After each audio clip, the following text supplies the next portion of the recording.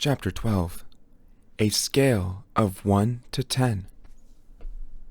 Grayson's alarm went off before sunrise. He had not set it to do so. Since coming home, he had no reason to wake up early. There was nothing pressing to be done, and when he was awake, he tended to crawl back under the covers until he could no longer justify it. He had not yet even begun the search for employment. Work was, after all, optional. He would be provided for even if he made no discernible contribution to the world. And right now, he had no desire to contribute anything to the world but his bodily waste. He slapped the alarm off. "What's going on?" he asked. "Why are you waking me up?" It took a few moments of silence to realize that the Thunderhead was not going to respond to that question as long as he was unsavory. So he sat up and looked at his bedside screen to see a message, turning the room red with its angry glare. Appointment with probation officer at 8 a.m. Failure to appear will result in 5 demerits. Grayson had a vague idea what demerits were, but he had no clue how to value them. Did 5 demerits add 5 days onto his unsavory status? 5 hours? 5 months? He had no idea. Perhaps he should take a class in unsavoryism. What does one wear to meet with a probation officer? He wondered. Should he dress up or down? As bitter as he was about all of this, he realized that impressing his probation officer couldn't hurt. So he found a clean shirt and slacks, then put on the same tie he'd worn to his appointment at the authority interface back in Fulcrum City, when he thought he'd still had a life.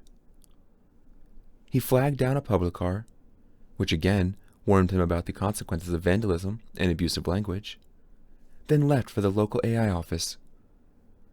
He was determined to be early and make a positive enough impression to maybe knock a day or two off his status downgrade. The higher Nashville AI office building was much smaller than the one in Fulcrum City. It was only 4 stories and of red brick instead of gray granite. On the inside, however, it appeared much the same. He was not ushered to a comfortable audience room this time. Instead, he was directed to the Office of Unsavory Affairs, where he was instructed to take a number and wait in the room with dozens of other unsavories who clearly didn't want to be there. Finally, after the better part of an hour, Grayson's number came up and he went to the window, where a low-level Nimbus agent checked his ID and told him things, most of which he already knew. Grayson Tolliver, permanently expelled from the Nimbus Academy and denigrated to unsavory status for a minimum of 4 months due to an extreme violation of site-state separation. "That's me," said Grayson. At least now he knew how long his status downgrade would last. She looked up from her tablet and offered him a smile that was as mirthless as that of a bot. For a moment he wondered if she might actually be one, but then remembered that the Thunderhead did not have robots in his offices. The AI was supposed to be a human interface to the Thunderhead after all. "How are you feeling today?" she asked. "Fine, I guess," he said, and smiled back at her. He wondered if his smile looked as insincere as hers. "I mean, annoyed at having been woke up so early, but an appointment is an appointment, right?" She marked something down in her tablet. "Please rate your level of annoyance on a scale of 1 to 10. "Are you serious?" "We can't proceed with intake until you answer the question."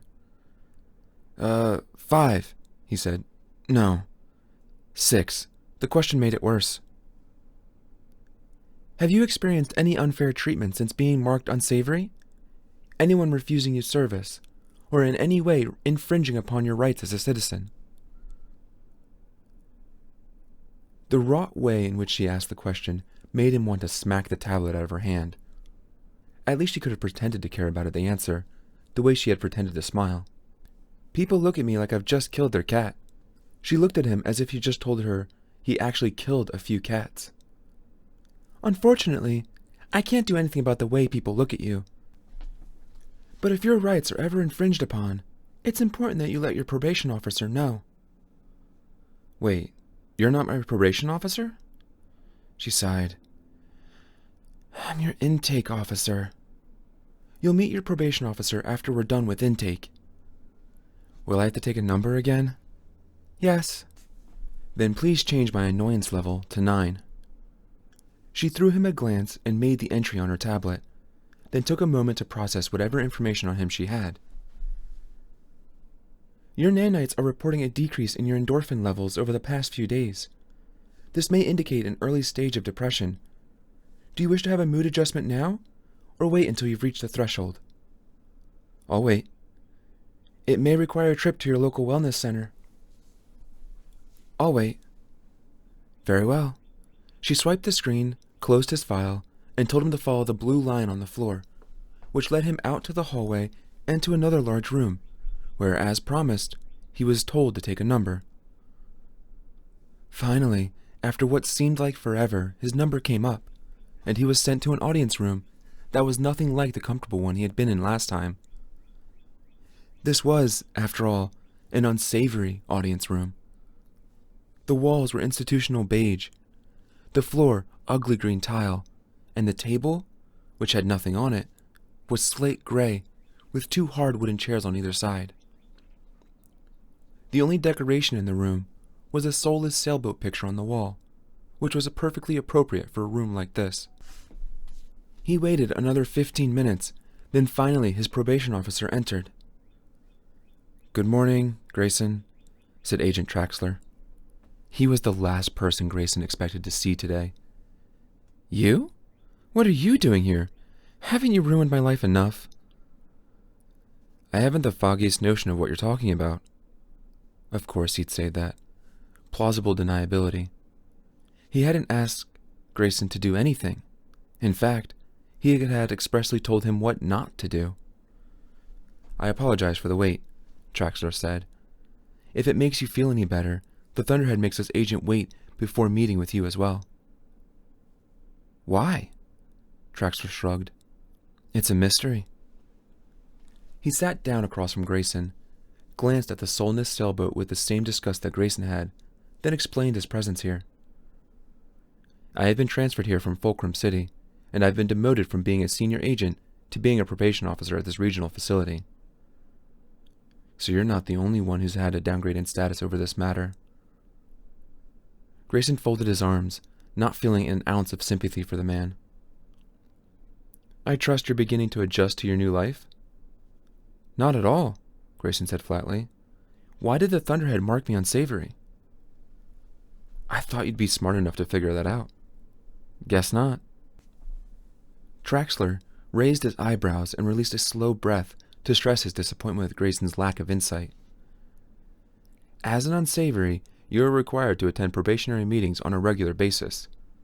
These meetings will provide a way for you and me to communicate without raising the suspicion of anyone who might be watching you. Of course, for that to work, I'd have to be transferred here and made your probation officer.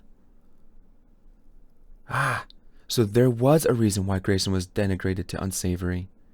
It was part of some larger plan. He thought he'd feel better once he knew why, but he didn't. I do feel sorry for you, Traxler said. Unsavorism is a difficult yoke for those who don't desire it. Can you rate your pity on a scale of 1 to 10? Grayson asked. Agent Traxler chuckled. A sense of humor, no matter how dark, is always a good thing. Then he got down to business. I understand that you've been spending most of your days and nights at home. As your friend and advisor, might I suggest that you begin frequenting places where you can meet other unsavories, and perhaps generate new friendships that could ease this time for you. I don't want to.